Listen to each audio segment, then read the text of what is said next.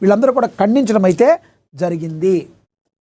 ఇంకా అదేవిధంగా నీకు ఎంత ధైర్యం, తేజస్వి సూర్యపై కవిత కూడా నిప్పులు చెరిగారు. దీని గురించి కూడా చదువుదాం. తెలంగాణ రాష్ట్ర ఏర్పాటుపై బీజేపీ ఎంపీ తేజస్వి సూర్య పార్లమెంటు వేదికగా చేసిన వ్యాఖ్యలపై మాజీ ఎమ్మెల్సీ తెలంగాణ జాగృతి అధ్యక్షురాలు కల్వకుంట్ల కవిత తీవ్రస్థాయిలో విరుచుకుపడ్డారు. నీకు ఎంత ధైర్యం అంటూ ఆమె సోషల్ మీడియా వేదికగా నిలదీశారు. తెలంగాణ అస్తిత్వాన్ని, అమరుల త్యాగాలను కించపరిచేలా మాట్లాడటంపై ఆమె ఆగ్రహం వ్యక్తం చేశారు. నిండు పార్లమెంట్లో తెలంగాణ ఏర్పాటును అవమానించడం అంటే తెలంగాణ కోసం పోరాడిన కోట్లాది మంది ప్రజలను అవమానించడమేనని కవిత పేర్కొన్నారు. ఈ వ్యాఖ్యలు కేవలం రాజకీయమైనవి కావు, తెలంగాణను సాకారం చేయడానికి తమ ప్రాణాలను త్యాగం చేసిన వేలాది మంది అమరులను అగౌరవపరచడమే. మా భావోద్వేగాలతో రాజకీయాలు చేయడం సరికాదు అని చెప్పి కవిత స్పష్టం చేయడం అయితే జరిగింది. ఇక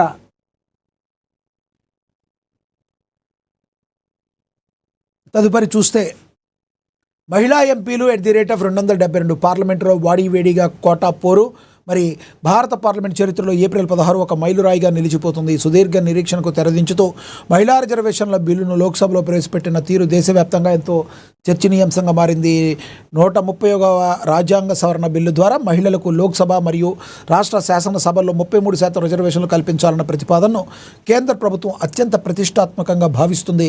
కేంద్ర హోంమంత్రి అమిత్ షా, న్యాయశాఖ మంత్రి అర్జున్ రామ్ మేఘ్వాల్ ఈ బిల్లులను ప్రవేశపెట్టిన తరుణంలో సభలో నెలకొన్న వాతావరణం ప్రజాస్వామ్య స్ఫూర్తిని, అదే సమయంలో రాజకీయ వైరుధ్యాలను ప్రతిబింబించింది. ఈ బిల్లు కేవలం మహిళల కోటాకు మాత్రమే పరిమితం కాకుండా నియోజకవర్గాల పునర్విభజన, డీలిమిటేషన్ అనే కీలక అంశంతో ముడిపడి ఉండటమే ఈ యొక్క వివాదానికి ప్రధానమైన కారణం అయ్యింది. ఇక ప్రతిపక్షాల విమర్శలపై కేంద్ర హోంశాఖ మంత్రి అమిత్ షా అత్యంత చాకచక్యంగా, తార్కికంగా స్పందించారు. కులగణన విషయంలో విపక్షాలు చేస్తున్న ఆరోపణలు ఆయన తిప్పికొట్టారు.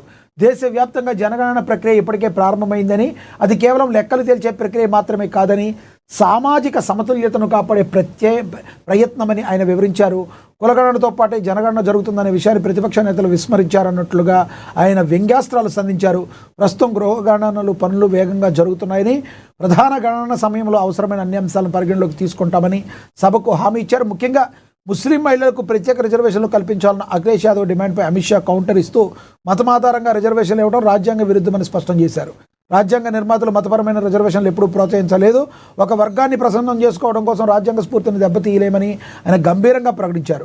ఒకవేళ ఎస్పీ పార్టీకి ముస్లిం మహిళలపై అంతటి ప్రేమ ఉంటే వారు తమ పార్టీ తరఫున వచ్చే 33% టికెట్లను వారికే ఇచ్చుకోవచ్చని, దానికి చట్టంతో పని లేదని అమిత్ షా చేసిన వ్యాఖ్యలు సభలో నవ్వులు పూయించడమే కాకుండా విపక్షాలను ఆలోచనలో పడేశాయి. మరి ఈ రకంగా అమిత్ షా కొంత తార్కికంగా, మరి కొంత సమయస్ఫూర్తితో మాట్లాడారని కూడా ప్రచురించడం జరిగింది. ఇక సంఖ్యాబలమే శిరోధారి బిల్లు ప్రవేశంపై సమ్మతి తెలియజేయడానికి ముందే సభలో నెలకొన్న ఉద్రిక్తత దృష్ట్యా విపక్షాలు డివిజన్ ఓటింగ్ కోరాయి. కాంగ్రెస్, ఎస్పీ, టీఎంసీ, ఆర్ఎస్పీ, డిఎంకే, ఎంఐఎం, సిపిఎం వంటి పార్టీలు ముక్తకంఠంతో బిల్లులోని కొన్ని నిబంధనలు వ్యతిరేకించాయి. స్పీకర్ ఓం బిర్లా విపక్షాల డిమాండ్కు అంగీకరించి ఓటింగ్ నిర్వహించారు. ఈ ప్రక్రియ అత్యంత ఉత్కంఠభరితంగా సాగింది. దేశం మొత్తం పార్లమెంట్ వైపు చూస్తున్న తరుణంలో ఓటింగ్ ఫలితాలు వెలువడ్డాయి. బిల్లు ప్రవేశానికి అనుకూలంగా 2207 ఓట్లు రాగా వ్యతిరేకంగా కేవలం 126 ఓట్లు మాత్రమే పడ్డాయి. దీంతో స్పష్టమైన మెజార్టీతో 131వ రాజ్యాంగ సవరణ బిల్లును లోక్సభలో ప్రవేశపెట్టేందుకు లైన్ క్లియర్ అయింది.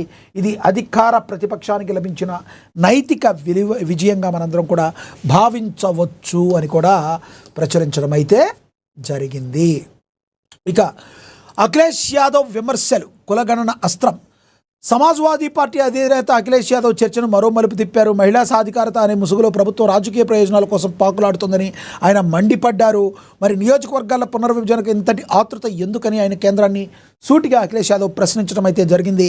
జనగణన చేపడితే కులగణన అడుగుతారని భయం, కులగణన చేస్తే రిజర్వేషన్ల శాతం పెంచాలని నిలదీస్తారని భయం. అందుకే ఈ అంకెలు, లెక్కలు, గారడీతో ప్రజలను తప్పుదోవ పట్టిస్తున్నారని అఖిలేష్ యాదవ్ ఎద్దేవా చేశారు.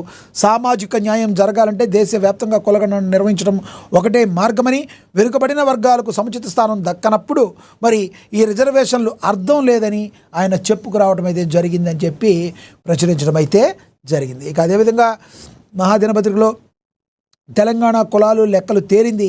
ముదిరాజ్, యాదవ, షేక్ వర్గాలపైనే పై చెయ్యి ఉంది వాళ్ళది అని చెప్పి ప్రచురించడం అయితే జరిగింది.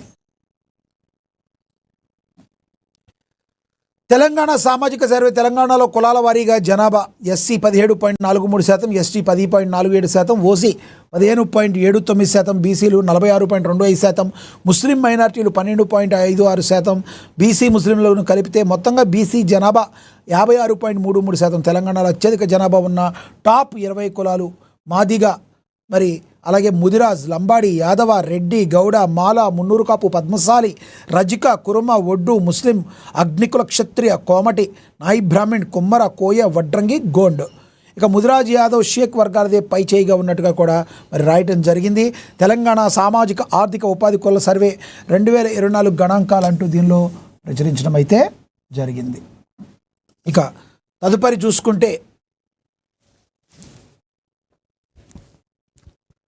డీలిమిటేషన్పై కవిత వార్నింగ్, దీని గురించి కూడా చదువుదాం.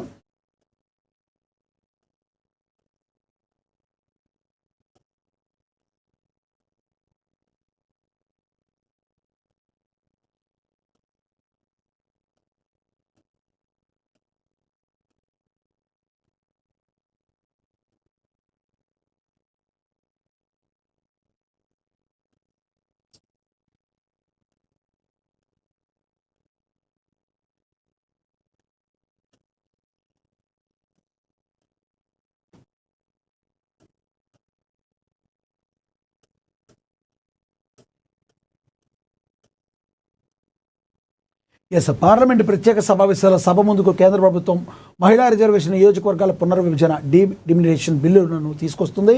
ఈ బిల్లుపై తెలంగాణ జాగృతి అధ్యక్షురాలు కల్వకుంట్ల కవిత కేంద్ర ప్రభుత్వానికి స్పష్టమైన హెచ్చరికలు జారీ చేశారు. దేశవ్యాప్తంగా నియోజకవర్గాల సంఖ్య పెంచే ప్రక్రియలో తెలంగాణ రాజకీయం ప్రాతినిధ్యం తగ్గితే సహించేది లేదని, తెలంగాణ గొంతు నొక్కే ప్రయత్నం చేస్తే ప్రజలు రోడ్లపైకి వస్తారని ఆమె హెచ్చరించారు. ప్రస్తుతం పార్లమెంట్లో తెలంగాణ ప్రాతినిధ్యం 3.13% ఉందని, ఇది అత్యంత కనిష్ట స్థాయి అని కవిత పేర్కొన్నారు. పునర్విభజన తర్వాత కూడా పార్లమెంట్లో తెలంగాణకు కనీసం 3.13% ప్రాతినిధ్యం ఉండాలని, దీన్ని మా రాష్ట్రానికి కనిష్ట స్థాయిగా పరిగణించాలని, అంతకంటే 1% తగ్గిన తెలంగాణ ఆత్మగౌరవాన్ని దెబ్బతీసినట్లేనని స్పష్టం చేశారు. కేంద్రం ప్రతిపాదిస్తున్న 50% సీట్ల పెరుగుదలపైకి సానుకూలంగా కనిపిస్తున్నప్పటికీ ఇతర రాష్ట్రాలతో పోలిస్తే తెలంగాణకు వచ్చే సీట్ల మధ్య వ్యత్యాసం చాలా ఎక్కువగా ఉందని, ఇది ప్రాంతీయ అసమానతలకు దారితీస్తుందని కవిత తీవ్ర ఆవేదన వ్యక్తం చేయడం అయితే జరిగింది. అలాగే మహిళా రిజర్వేషన్ బిల్లును డీలిమిటేషన్తో ముడిపెట్టడంపై కవిత తీవ్ర స్థాయిలో అసహనాన్ని వ్యక్తం చేశారు. మహిళా బిల్లును డీలిమిటేషన్తో కాకుండా ఓబీసీ రిజర్వేషన్ల బిల్లుతో ముడిపెట్టాలని, 33% రిజర్వేషన్లో ఓబీసీల మహిళలకు తగిన వాటా కల్పిస్తేనే నిజమైన సామాజిక న్యాయం జరుగుతుందని కవిత అయితే డిమాండ్ చేయడం జరిగిందని ప్రచురించడం అయితే జరిగింది. మరి ఒప్పుకునే పరిస్థితి లేదు, తెలంగాణకు అన్యాయం జరుగుతుందని చెప్పి కవిత తెలిపారు.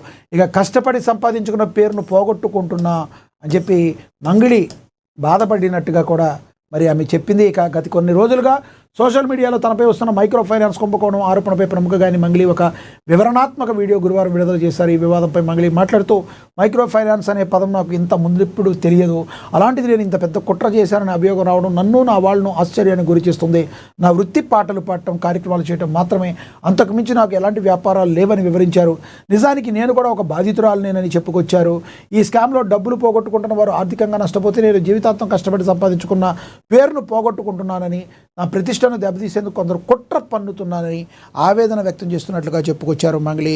అసలు మంగిళి మాటలలో వాస్తవం ఉందనుకుంటున్నారా? అసలు మంగిళి మరి నిజం చెప్తుంది అనుకుంటున్నారా? మరి మంగిళి చెప్తున్న మాటల్లో వాస్తవం ఎంత మీరేమనుకుంటున్నారు? కమెంట్ బాక్స్లో కమెంట్ అయితే చేయండి. ఇక తదుపరి చూస్తే స్టార్ హీరోయిన్ తమన్నాకు హైకోర్టులో చొక్కెదురైంది. స్టార్ హీరోయిన్ తమన్నా భాటియాకు మద్రాస్ హైకోర్టులో చుక్కెదురైంది. ప్రముఖ సబ్బుల తయారీ సంస్థ పవర్ సోప్స్పై ఆమె దాఖలు చేసిన అప్పీల్ను ₹1 కోటి నష్టపరిహారం డిమాండ్ న్యాయస్థానం గురువారం కొట్టేసింది. పవర్ సోప్స్ సంస్థ ఉత్పత్తులకు ప్రచారం కల్పించేందుకు తమన్నా అక్టోబర్ 7, 2008 ఒప్పందం కుదుర్చుకున్నారు. ఈ అగ్రిమెంట్ గడువు అక్టోబర్ 6, 2009తో ముగిసింది. అయితే ఒప్పందం గడువు తీరిపోయిన తర్వాత కూడా, ముఖ్యంగా నవంబర్ 2010, ఫిబ్రవరి 2011లో తయారైన సబ్బుల కవర్లపై ఆ సంస్థ తన ఫోటోలను అనధికారికంగా వాడుకుందని తమన్నా ఆరోపించారు. ఈ విషయంపై 2011 జనవరి, ఫిబ్రవరి నెలలో సదరు సంస్థ వారి కమ్యూనికేషన్స్ ఏజెన్సీ నోటీసులు పంపినా వారి నుంచి సరైన సమాధానం రాలేదు. దీంతో తన ఫోటోలను అనుమతి లేకుండా వాడుకున్నందుకు గాను 1 కోటి నష్టపరిహారం ఇప్పించాలని ఆమె కోర్టును ఆశ్రయించారు. ఈ కేసును విచారించిన సింగిల్ జడ్జ్ బెంచ్ సంస్థపై చేసిన ఆరోపణలకు సంబంధించిన తమన్నా తగిన సాక్ష్యాలు చూపించలేకపోయారని పేర్కొంటూ గతంలో పిటిషన్ను కొట్టివేయటం అయితే జరిగింది. మరి సింగిల్ జడ్జ్ ఇచ్చిన ఈ తీర్పును సవాల్ చేస్తూ తమన్నా డివిజన్ బెంచ్ను ఆశ్రయించారు. తాజాగా ఈ అప్పీల్ను విచారించిన జస్టిస్ పి వేల్ మురుగన్, జస్టిస్ కె గోవిందరాజన్ తిలకవాడిలతో కూడిన ధర్మాసనం సింగిల్ జడ్జి తీర్పును సమర్థిస్తూ తమన్నా వేసిన అప్పీల్ను శాశ్వతంగా కొట్టివేయటం అయితే జరిగింది. ఇది తమన్నాకు ఇది చుక్కెదురుగానే అయితే భావించవచ్చు. బహుశా దానిలో వాస్తవం ఉండకపోయి ఉండొచ్చు.